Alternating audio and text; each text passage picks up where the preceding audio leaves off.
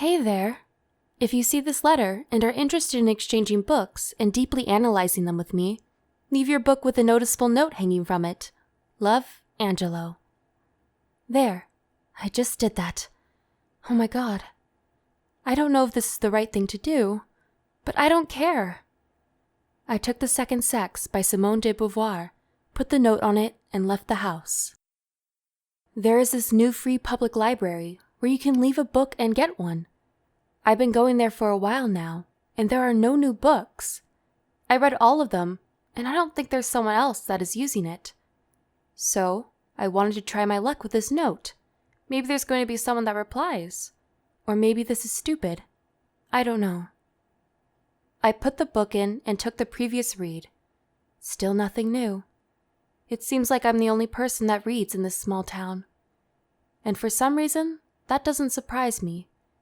Books are my way to escape this place in life, I guess. I went to check for updates every day. It's been a week and nothing. My book is still there. I didn't go at all during the next week. But then, one day, I was really sad and bored and went there again, fully convinced I wasn't going to find anything new. I was wrong. There was this book, It Ends With Us. I knew it was a bestseller, but I had never read it. The note was hanging from the side of it. My whole mood changed, but I didn't want to get excited beforehand. I read the note out loud. Hey, this sounds exciting. I'm in. Here's the first book of mine. I really love how this book empowers women, especially the ones that are being faced with abuse. It shows them how they deserve to be treated.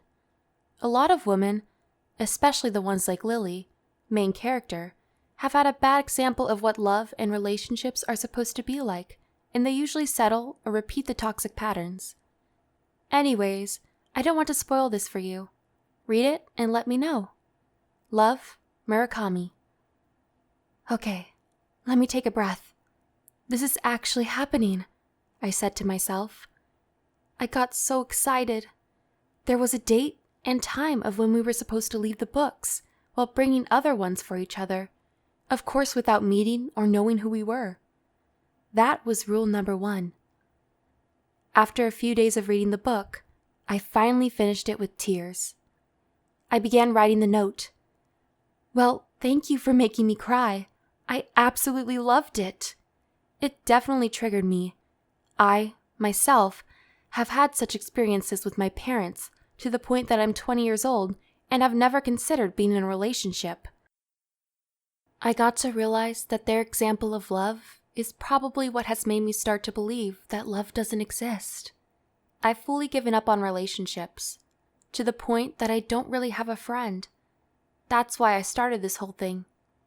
Anyways, here's another one. Women Don't Owe You Pretty. Florence Given. I'm a raging feminist, and I want to know what are your thoughts on it. Love, Angelo. I put the note on the book that I read and put the 2 books close to each other. I went there a little later when I was supposed to get my book. Excited to see the note hanging, I began to read immediately. Okay, wow. I mean, of course this is the best in the field and all. I don't know how I hadn't read this until now.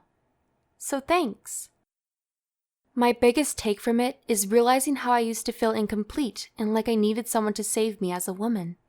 Like I wasn't supposed to be the one that saves myself. I didn't have the power to do such.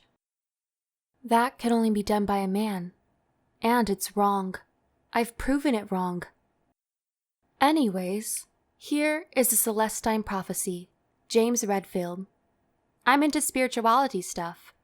This book is one of the best in the field. It's tailored even for people that are not into spirituality to like it. I want to know your thoughts about the subject. Love, Murakami. We continued to exchange books and analyze them. We continued to talk about deep things. It felt like milk and honey. Everything was flowing so smoothly within us. On today's note, though, there was a request. I don't know about you, but I'm starting to feel things. I think all the time about what I'm going to write on the note and what I want to talk to you about. I like your way of thinking, your mindset, what you stand for, and your intelligence. I feel like you have a great energy, and I would like to meet you in person. My feelings are eating me alive. I don't know if it is what they call love, but I can't even sleep at night. Someone would say you can't fall in love with someone that you've never met. But I think I am here to prove them wrong, because I've met you in other ways, in different dimensions. Please say yes. Love, Murakami. I sat on the bench. I don't know if I'm ready for this. I'm afraid of relationships. I've never had long-lasting, healthy ones.